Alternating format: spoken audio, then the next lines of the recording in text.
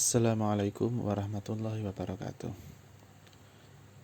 Di mata kuliah antropologi agama ini, kali ini kita akan membahas tentang religious behavior atau perilaku beragama, atau juga lebih fokus ke praktek-praktek atau ritual-ritual beragama, ibadah-ibadah keagamaan.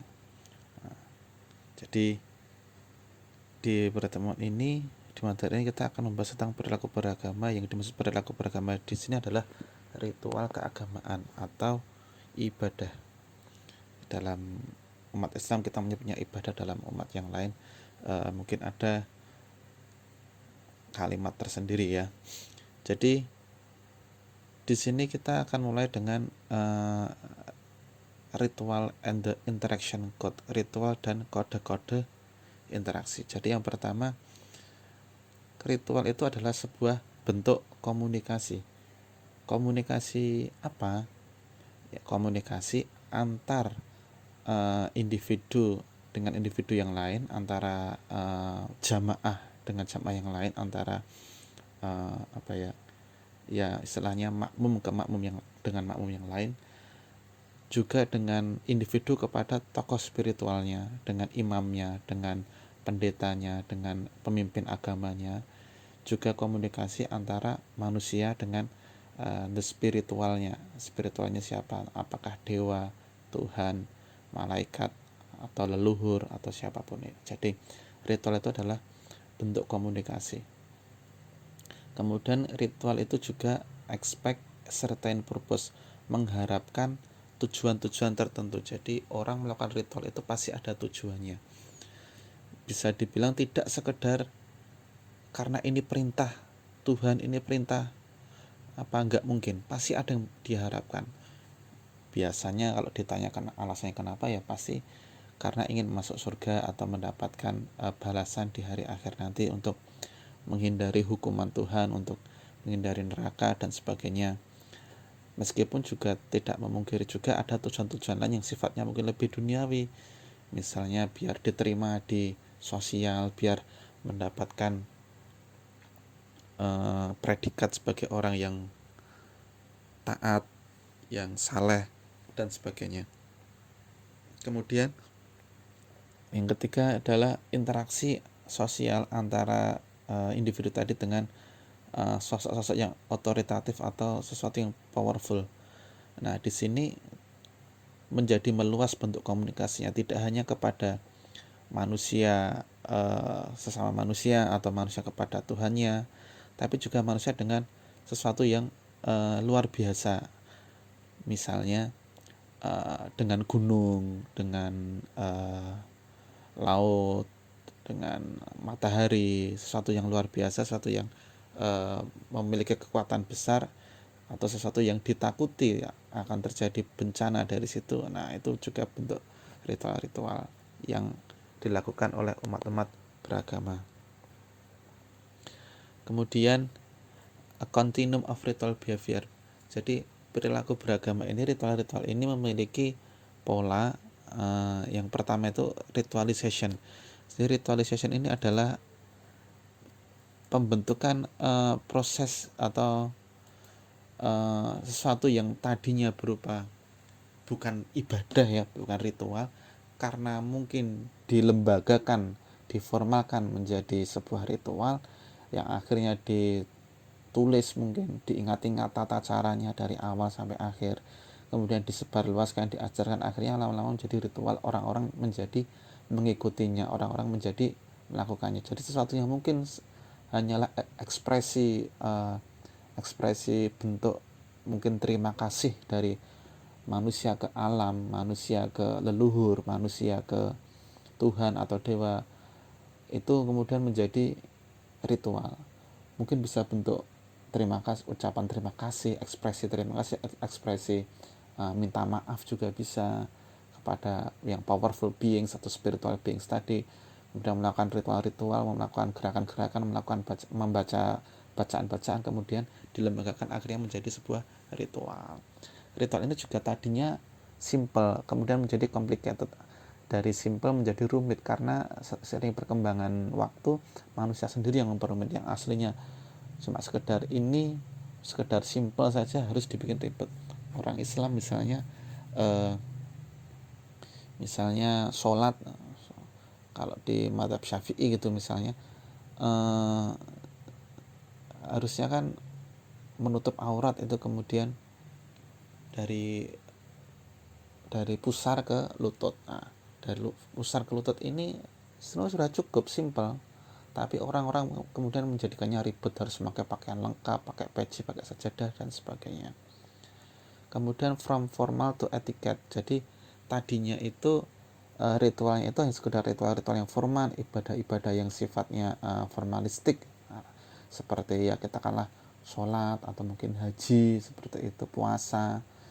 Tapi kemudian ritual itu meluas lagi menjadi sebuah etika, menjadi adab. Akhirnya adab atau akhlak atau moral manusia itu juga diatur menjadi sebuah ritual. Kita harus bagaimana, harus dalam kehidupan sehari-hari terhadap tetangga, terhadap orang tua dan sebagainya. Jadi etiket itu kemudian bernilai ibadah. Nah, akhirnya etiket atau moral itu menjadi ritual behavior juga, karena di situ juga ada kandungan nilai ibadahnya, ada tertulis juga harus apa, nggak boleh gimana, seperti itu. Kemudian technical rituals, jadi teknik itu di sini adalah bagaimana manusia itu memodifikasi sesuatu untuk kepentingan ritualnya, ya. Jadi teknik itu adalah kemampuan atau seni untuk memodifikasi sesuatu. Dalam hal ini ketika melakukan ritual keagamaan, manusia itu melakukan modifikasi untuk mempermudah, memperlancar atau menyukseskan atau apa ya istilahnya, supaya ritualnya itu lebih sakral, seperti itu. Yang pertama, mereka itu melakukan itu untuk mendapatkan natural atau supernatural efek dari teknik itu. Tekniknya ini kan ada banyak, bisa dengan mantra-mantra, bisa dengan tarian-tarian. Salah satunya itu adalah involve mimetic behavior, yaitu perilaku menyerupai sesuatu, meniru sesuatu. Misalnya di aborigin, suku aborigin di Australia itu mereka meniru kanguru, atau Inuit. Inuit itu mereka meniru singa laut. Nah, jadi perilaku mimetik ini meniru kanguru itu mereka percaya bahwa mereka akan mendapatkan kekuatan dari kanguru, di mana kanguru itu adalah hewan yang mereka muliakan, yang mereka hormati. Suku Inuit juga sama, mereka meniru singa laut karena mereka percaya singa laut itu adalah makhluk yang luar biasa, seperti itu, yang kuat dan sebagainya. Kemudian mereka teknik ritual ini juga melibatkan Tuhan atau dewa, divination teknik. Jadi ada teknik yang mereka itu melibatkan dewa dengan cara ya tadi banyak sekali, misalnya dengan mantra, doa, atau gerakan-gerakan tarian-tarian yang mereka memohon campur tangan dari Tuhan atau dewa supaya ritual mereka itu diberi tambahan atau direstui, diberi tambahan kekuatan atau direstui atau ya diterima ritual mereka, seperti itu. Kemudian ada ritual yaitu terapeutik dan anti terapeutik yang sekilas sudah kita bahas di materi sebelumnya, yaitu terapeutik itu ya berfungsi untuk menolong, menyembuhkan, ya. Terapeutik itu untuk menyembuhkan, sedangkan anti terapeutik itu sebaliknya, yaitu untuk mencelakai orang lain. Misalnya shaman itu kemarin sudah kita bahas, sama seperti tabib ya. Jadi fungsinya atau tugasnya itu adalah mengobati orang-orang yang sakit atau membantu orang-orang yang memang sedang membutuhkan bantuan, seperti itu. Sedangkan penyihir, witches dan sorcerers itu adalah contoh anti terapeutik. Mereka bukannya melakukan penyembuhan, tapi mereka juga malah lebih banyak melakukan untuk mencelakai orang lain, untuk hal-hal yang merugikan orang lain, seperti itu. Itu contoh, itu ritual-ritual keagamaan yang dari segi menolong positif atau negatifnya, yaitu terapeutik dan anti terapeutik. Kemudian salvation rituals ini adalah ritual untuk membersihkan dosa orang atau mengubah orang yang tadinya tidak soleh, tidak taat, menjadi orang yang taat, atau menjadi orang yang soleh, menjadi orang yang beragama, menjadi orang yang alim atau semacamnya. Itu disebut salvation rituals. Salvation rituals itu ada banyak. Yang pertama, the initiation of shaman. Jadi semacam pelantikan seorang shaman. Ketika seseorang itu dilantik menjadi seorang shaman, diberi ilmu tentang shaman atau sudah selesai belajar ilmu shaman, ilmu tabib seperti itu, ya dia kemudian mendapatkan amanah ilmu itu dengan cara berlaku baik atau meninggalkan hal-hal yang buruk supaya dia bisa diterima di masyarakat, supaya dia dipercaya masyarakat untuk membantu permasalahan-permasalahan mereka. Kemudian ada juga transformation ritual atau psychological ritual. Jadi seseorang berubah menjadi baik, menjadi soleh, menjadi taat itu karena proses transformasi, khususnya secara psikologis. Misalnya dia merenung, kemudian dia mendapatkan pemahaman agama yang baik, dan dia bertobat, tobatan nasuha, kemudian dia hijrah. Nah, itu bentuk transformation atau psychological ritual. Kemudian mystical experience, misalnya dia mengalami pengalaman mistik, pengalaman spiritual, dia bermimpi bertemu nabi, atau dia bertemu wali gitu, kemudian dia bertemu leluhurnya atau semacamnya, bertemu malaikat, kemudian dia mendapatkan pengaruh dari pengalaman experience, mystical experience itu, dia akhirnya berubah menjadi orang yang baik, menjadi yang soleh. Kemudian expiation atau penebusan dosa. Biasanya ada agama-agama itu yang kalau ada orang berdosa itu harus menebus dosanya untuk menghilangkan dosanya. Biasanya dengan membayar duit juga bisa, dengan menyembelih hewan, atau bisa seperti itu. Jadi setelah orang merasa, wah aku kan berdosa, aku melakukan penebusan dosa, dia sudah melakukan penebusan dosa, udah nggak punya dosa lagi tak. Nah, akhirnya dia, daripada aku melakukan penebusan dosa lagi, mending aku nggak usah berbuat dosa. Akhirnya dia jadi orang yang baik karena dia nggak mau lagi melakukan penebusan dosa, nggak mau bayar lagi, nggak mau nyembelih lagi, ya seperti itu.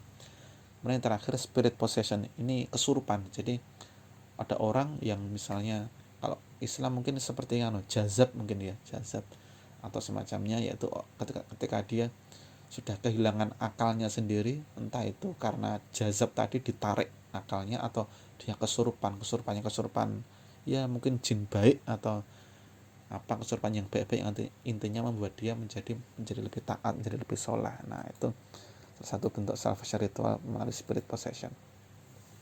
Kemudian ideological ritual. Jadi ritual itu ada yang sifatnya ideologis. Jadi fungsinya itu adalah untuk sebagai social control.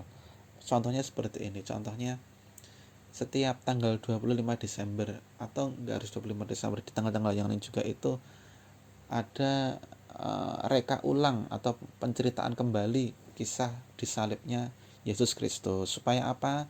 Supaya orang-orang itu teringat lagi kepada Yesus, bahwa Yesus itu sudah menebus dosa umat manusia. Umat manusia harus berterima kasih kepada Yesus dan sebagainya. Di umat Islam juga sama, kisah-kisah Nabi itu diceritakan terus-menerus. Supaya apa? Supaya tidak lekang oleh waktu dan orang-orang jadi teringat terus dengan Nabi. Nah, supaya itu menjadi sebuah ideologi, sebuah ide yang tertanam secara mendalam karena diulang-ulang secara terus-menerus. Namun ideologi ini sebenarnya menurut Radcliffe Brown ini ya, religion and ritual can actually increase the fear and anxiety for individuals, not to satisfy the needs of individual. Jadi alih-alih penceritaan kisah-kisah itu membuat orang memenuhi keinginan individunya, justru hal itu membuat manusia itu menjadi takut dan cemas. Kenapa? Ya karena mungkin dia merasa ternyata jadi orang itu ketika ingat sosok Nabi atau sosok Yesus seperti itu lebih banyak insecure-nya daripada bersyukurnya seperti itu. Kenapa? Karena dia insecure, belum bisa menjadi umat yang baik, padahal nabinya itu sudah baik sekali, padahal individunya itu masih sering melakukan dosa, maksiat dan sebagainya. Jadi seperti itu. Jadi ketika ingat kisah-kisah Nabi atau reka ulang cerita itu, sebenarnya tujuannya kan baik untuk meningkatkan umat manusia kepada pendahulunya, kepada Nabi dan sebagainya. Tapi yang yang dirasakan menurut Radcliffe Brown ini adalah malah semakin cemas, semakin takut, semakin khawatir. Jadi kalau dipisahkan oleh apa dari nabinya, dari Yesus, itu umat Islam itu malah lebih santai-santai aja, kayak nggak ingat Tuhan, kayak nggak ingat dosa, nggak ingat surga dan neraka. Tapi ketika diingatkan kepada sosok Nabi, sosok Yesus dan sebagainya, dia jadi ingat dosa-dosa dia, kesalahan-kesalahan dia, itu membuat dia menjadi takut dan cemas. Maksudnya seperti itu. Kemudian ada namanya ritual revitalisasi. Jadi ada ritual-ritual keagamaan itu yang sifatnya stabilisasi dan konservasi. Stabilisasi ini menganggap bahwa yang ada sekarang ini di dunia ini sudah tidak baik, sudah buruk, sudah tidak normal, maka harus dilakukan stabilisasi, memperbaiki. Artinya dia melakukan perbaikan, melakukan usaha-usaha restorasi dan sebagainya supaya lebih stabil. Sedangkan konservatif itu dia mengajak supaya kita itu kembali ke zaman dulu, menggenggam hal-hal yang prinsip, menggenggam warisan-warisan pendahulu. Nah, di agama-agama juga sama seperti itu. Biasanya kita lihat di agama Islam misalnya, contohnya itu ada yang modelnya itu restorasi. Jadi perkembangan zaman itu membuat umat Islam harus semakin berijtihad supaya lebih akomodatif, supaya tidak tergerus zaman, tapi juga sekaligus bisa memperbaiki zaman sendiri supaya tidak jauh dari nilai Islam. Tapi ada juga kelompok Islam yang konservatif, menolak hal-hal yang modern, ingin kembali ke zaman dulu karena zaman dulu itu lebih asli, lebih identik dengan Nabi dan sebagainya, lebih identik dengan pendahulunya dan seperti itu. Kemudian struktur ritual ini ada 3 menurut buku. Yang pertama itu adalah separation, kemudian marginality and liminality, yang terakhir aggregation. Jadi yang pertama itu separation. Para individu itu awalnya itu terpisah-pisah, di mana mereka itu mengalami kontemplasi sendiri, mengalami pengalaman spiritual sendiri. Kemudian setelah itu mereka merasa marginality, merasa terpinggirkan, merasa terisolasi, merasa terbatas. Akhirnya mereka mencari bagaimana untuk mengekspresikan tadi pengalaman spiritual mereka itu. Kemudian dia mencari orang-orang yang memiliki kesamaan ide, kesamaan cara pandang hidup dan sebagainya.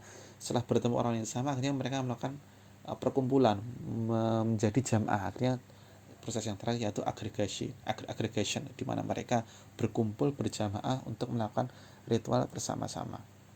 Nah, yang terakhir sosial drama. Jadi ritual keagamaan itu juga menjadi sebuah sosial drama. Kenapa? Karena di situ ada hal-hal yang menjadi daya tarik.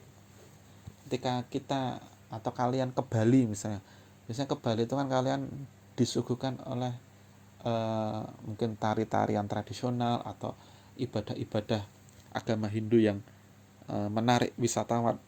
Nah, itu adalah bentuk sosial drama. Jadi di mana kita bisa melihat sebuah drama,